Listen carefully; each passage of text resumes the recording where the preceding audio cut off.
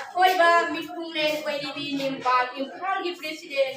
खियाई जम इबेआइमा अखनबा मिथुंगलेन ओइबिरिबा सिंह मथंग मथंग ओइना होजाई की जिला परिषद की चेयरमैन फिरेन रोमाबला अइना इकाई खुमना all Manipur organise farmer association की पथारबा भाई प्रेसिडेंट नोंगलेमा यूसीएन इम्फाल की सेक्रेटरी जनरल अंगम देवबुसु अइने इकाई खुमना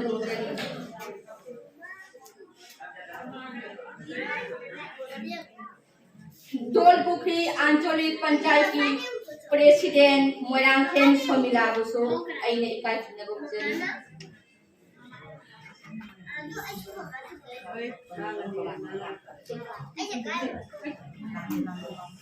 मखा तैदी अइना पंजगदबा सिंगदी लाक्रबनिना मणिपुरी नुपी सिंगी मरिंगजेन मालेम असिना खनरपा ngasi ngarang tagi nate ing sole singamaga chamapanga marida British na Manipuri nipa singna kabo lampakta British police agent ki changai loinana ulauba haba matamda ahanba nupi lan hokibani ani suba nupi lan di ing lisingamaga chamapan kuthada mapanda marabati singna British na kusamnaraga Manipur dagi jeng kuthoknaga konaraka matamda मधु हिंगंबा जामना अकंबा मवोंदा ओइखी Manipuri UP Singh ngasisu थबक इंखांगी lambda समाज की थबकता राजनीतिदा अदुमा मांगिंग खादना सरुप जामिनरी बतांग असिदा अई लोइसिनजरे Hey, what's up guys? My name is Shana. You guys watching Sana vlog. मैं मुतराम नौकरी अगी channel दा अदो ngasi se 2021 की दिसंबर की तांग तरागा निथोय नुमित को ngasi se NUPI Lan Ningshing नुमित अदो होजाई दसु पंगथोय मैं दो उचर के कमाइना तो वी हैव दो मैं जिंग से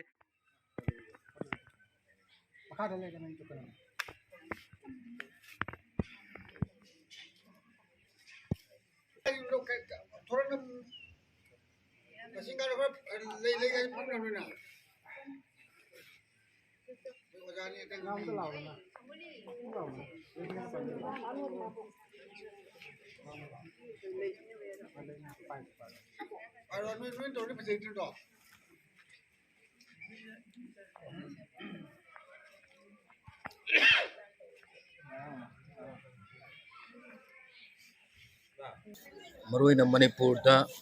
होकिबा सो लिसिंग चमापन सुबना मरीदा हानबा नुपि लान थोकी मतमदुगी जनवरी थादनी दगिना मार्च ओगुंदा अदुगा अनि सुबा नुपिना लासिना 1939 दा मणिपुर दा खुसेमगी ओइबा चाक तांग थोलकपदगी होंगनरुबा तौदनै मतमदुगी इमा इबेन सिंग अदुना युंगी लेता ला अदु येंगकांदा चेंग वानबा थोकिबा अदुगा चेंगी महुत्ता इ कुजोक फंखिबा अदुगुंबा कांगमनरुइदाबा 1939 दी अनीसुबा नुपि लान ngasi यामना थुदोंना मणिपुर अमसुंग मणिपुर की मपान खुंदारिबा इ मरी ओरिबा सुगुंबा मफमसिंग तोंगान तोंगानबा जगासिंग पांगथुक्तुना लाई ngasisu असिगुंबा कलाखुन हारिबा अंदमसिदसु मरफुगा निथोयरक सुबा नुपि लान नुमित दिसंबर 12 लाखदा पांगथुकजबगी थौरमसि खुंजबनी तेदोंना अइखोइना पांगथुइसि मरमसे मदमदुगी अहानबा अमसुंग अनीसुबा नुपि लान थोखिबा अदुगुंबा मणिपुर अवाबदो मखा ताना अमसुंग खुंग कोइना अमुक हन्ना लाक्तनाबा कै खुदिमक निसिंगदुना अदुगुंबा थोदोदो अइखोइ निसिंगबगी पारादुगि मखादा अइखोइ थोक्तनाबगिदमक अइखोइ ngasi सिंजबनी हबा मखलुम थमजै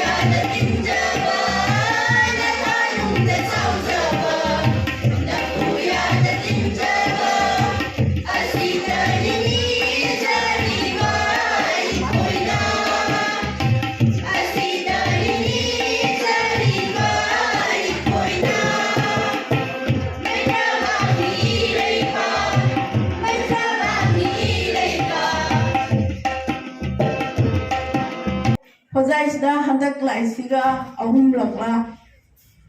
marirakkumba surambaya kana kanjai ai mamangdasu saidagari sigi mifam kayadasu ai samya jagre u adirakti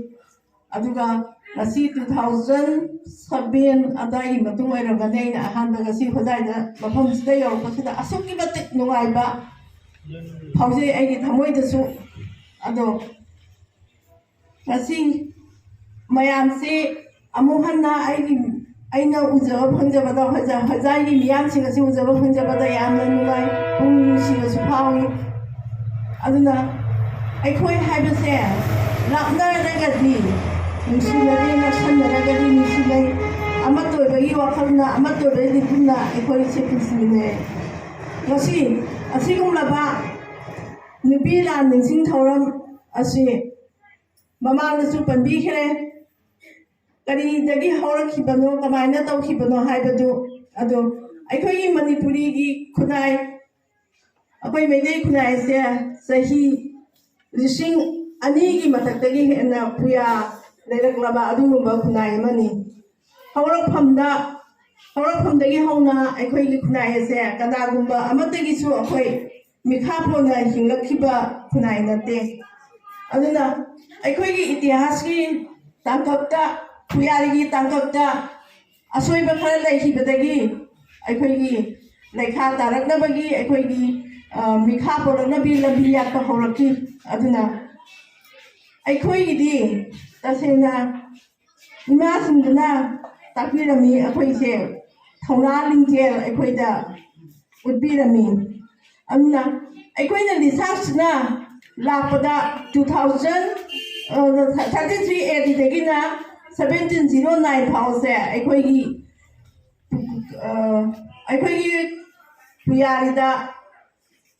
saukhatpa amadi aikhoina ningkha tamdana panjaraklakpa adugumbagi sahi gi tangkak amani adugi matungda 1709 gi matungdagi lakpaduna akhoi sahi teret thutabagi tangkak akhoi thenagre adugi matungdagi mathang lakpaduna aikhoina 1891 da British sigi mikha polakpa adudagi 1949 da amuhanna aikhoi se Manipur se amuhanna India da march tawhibage tangkak adugi matungdagi na ngasi phawgi honglakdiba pibam aikhoi mase aikhoina ningsingdom thoi aduga loinana aikhoida thengnarakhiba aikhoigi puyarigi tangkak kayadagi aikhoigi nupi singi thauna lingjen nupi sigi responsibility mama moina khabrang lorakpa aikhoi mase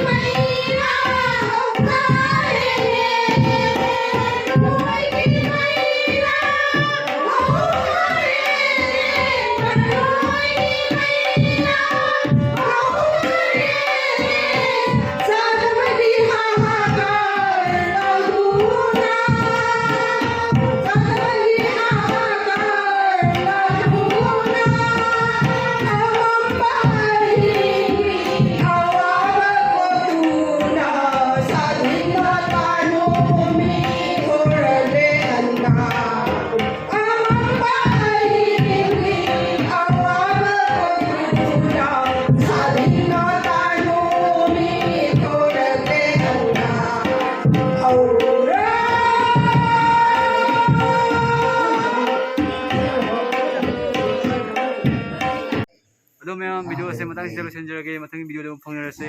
ꯕꯥꯏ ꯕꯥꯏ